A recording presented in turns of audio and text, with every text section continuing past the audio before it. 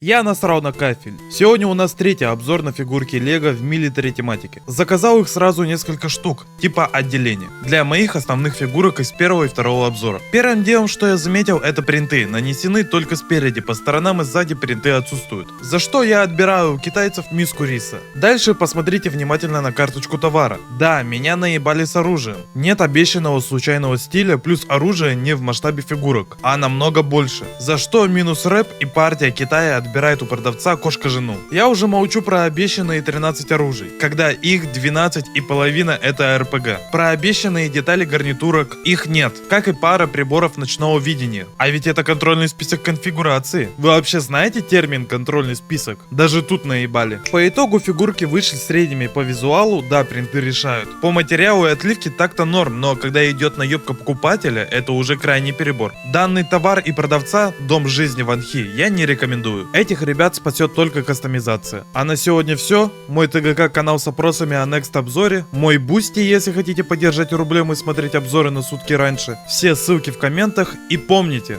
Помимо того, что этот так супер маневренный, преодолевает самые различные преграды, он умеет даже плавать под водой, но еще он умеет...